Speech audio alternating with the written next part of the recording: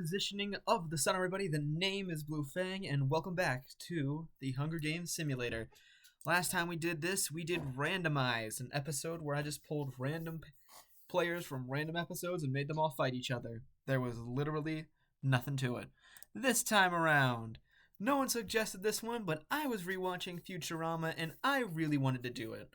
So here we are, my favorite adult cartoon. It's Futurama. Mostly because it's actually pretty solid, and it feels like, aside from the Hulu seasons, those actually kind of suck. But in short, this is good. If you've never given it a watch, it's pretty damn good. Give it a watch. We have incest-born protagonist, the lover, the will they won't they love interest.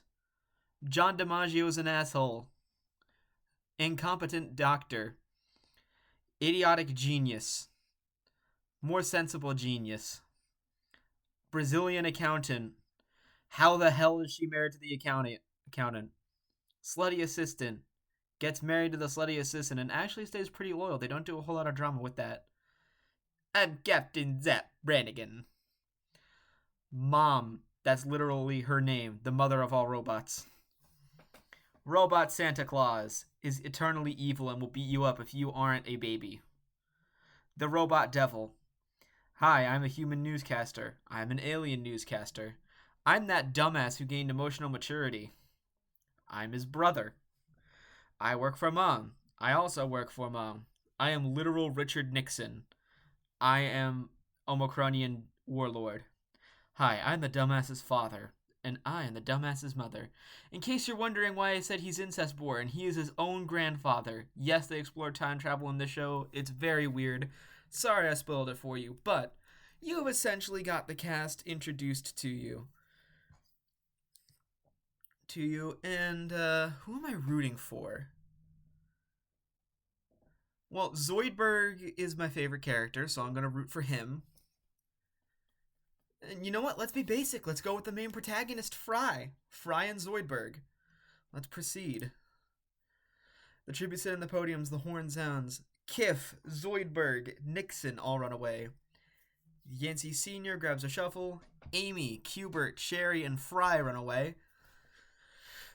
Zap Brannigan scares Robot Santa away from the cornucopia. How? How in the hell? You've run away from Robot Santa. You hid with the Planet Express crew on a Christmas episode.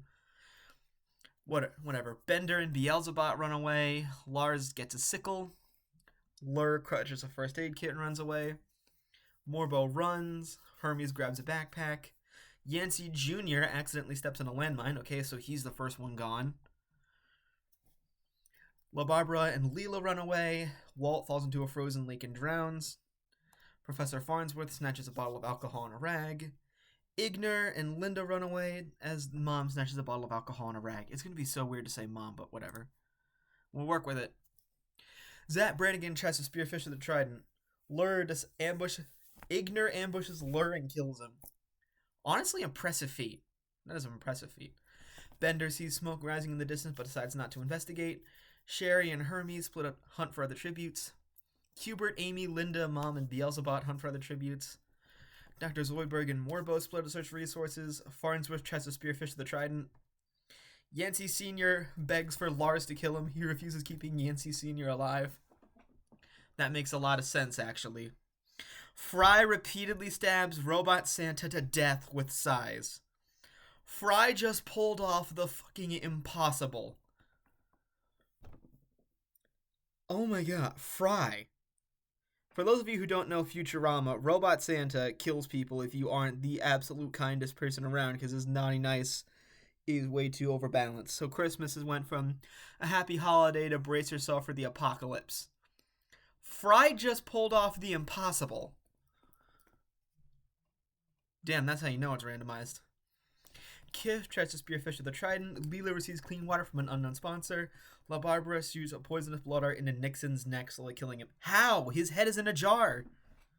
I guess maybe if you actually shoot it into the jar, then the water around it becomes poison and he gets forced to drink it. So you know what? That makes sense. I'll give that one to him. Anyways, 5 cannon shots can be heard in the distance. Yancey Jr. from District 9, Walt from District 10, Lur from District 11, Robot Santa from District 7, and Nixon from District 11. With that, District 11 is the only district completely out, and we go from 24 to 19 survivors.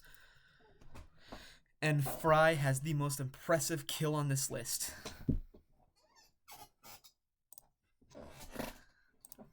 Let's go. Mom receives fresh food from an unknown sponsor. Igna receives medical supplies from an unknown sponsor. Lars and Kif talk about the tribute still alive. Amy receives fresh food from an unknown sponsor. Bender thinks about home. Sherry and Zap Brannigan track down and kill Qbert. Morbo kills Hermes for his supplies. Fry cries himself to sleep. Beelzebub thinks about home. La Barbara attempts Starfire but is unsuccessful. Yancey Sr., Leela, and Professor Farnsworth cheerfully sing songs together as Dr. Zoidberg begs for Linda to kill him. She refuses, keeping Dr. Zoidberg alive. Good job.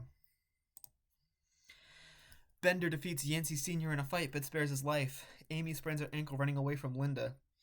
Igner and Mom were together for the day. Makes sense. Beelzebub discovers a cave. La Barbara collects fruit from a tree. Professor Farnsworth, Sherry, and Fry hunt for other tributes. Zap Brannigan, Morbo, and Lars start fighting, but Morbo runs away as Zap Brannigan kills Lars. If you were to swap Morbo and Brannigan's positions, that would make a lot more sense. Actually, I think Brannigan would die, Lars would run, Morbo would be the killer. But whatever. Kif is pricked by thorns of picking berries, and Leela and Dr. Zoidberg hunt for other tributes. So there's 3 more cannon shots to be heard in the distance. Qbert from District 3, Hermes from District 4, and Lars from District 9. With that, Districts 9 and 11 are completely out, and we go from 19 survivors to 16 survivors. Here we go. Zap Brannigan tends to Yancey Sr.'s wounds.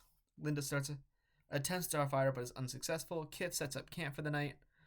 Leela sees a fire but stays hidden. Dr. Zoidberg climbs a tree to rest. Sherry pushes Morbo off a cliff during a knife fight. Fry looks at the night sky. La Barba questions her sanity. Professor Farnsworth begs Amy to kill him. She does not. Bender kills Mom as she tries to run. That would never happen. But still, another impressive kill. Igner lets Beelzebub into a shelter. Fry collects fruit from a tree. Amy practices her archery. Farnsworth scares La Barbara off. Kif and Leela split a search for resources. Linda tends to Sherry's wounds. Zap Brannigan diverts Bender's attention and runs away. Yancey Sr. questions his sanity. Igner receives fresh food. Zoidberg gets an explosive, and Beelzebub gets a hatchet. 2 cannon shots can be heard in the distance. Morbo from District 8 and Mom from District 6.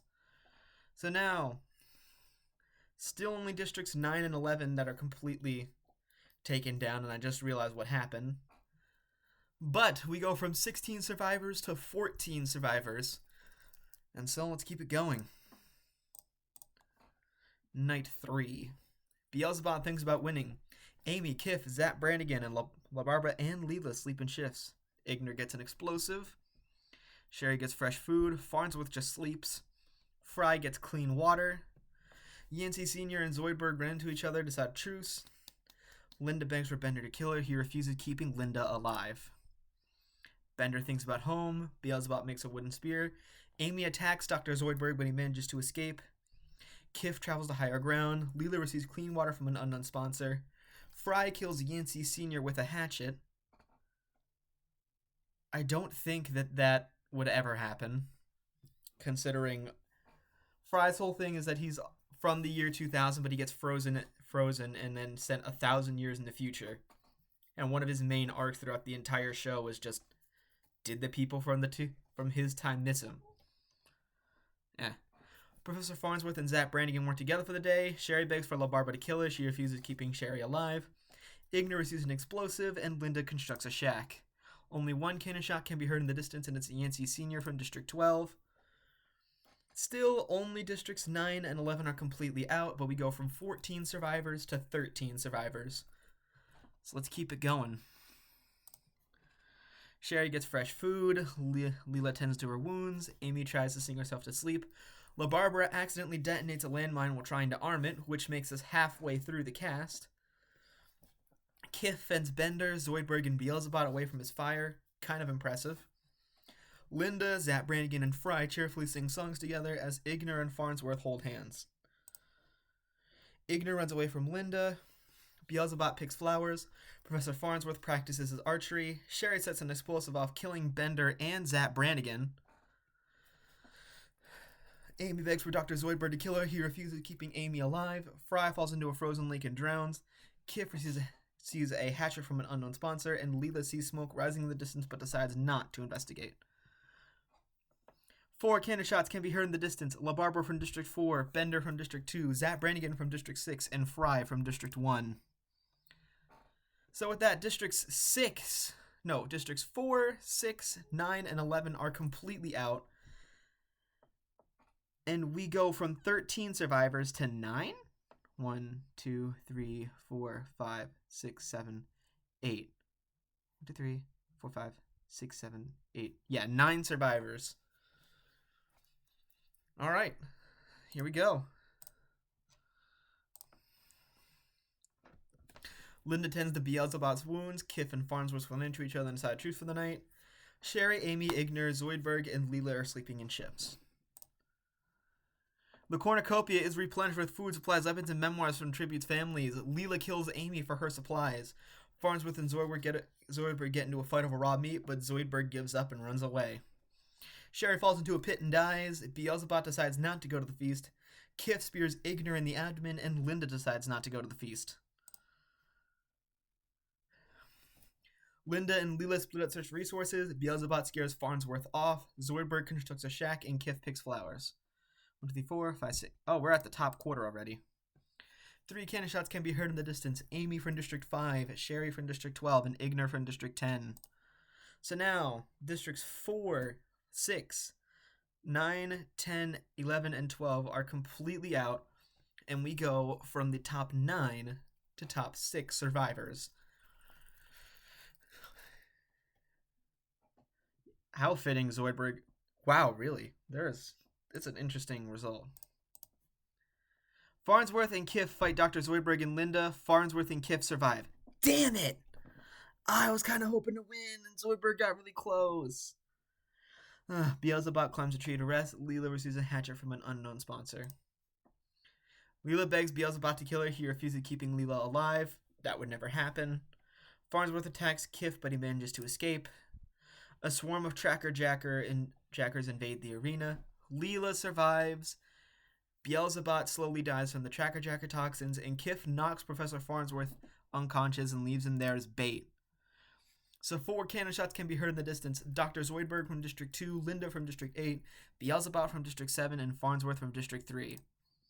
So we go from the top 6 survivors to the top 2 as Districts 2, 3, 4, 6, 7, 8, 9, 10, 11, and 12 are completely out.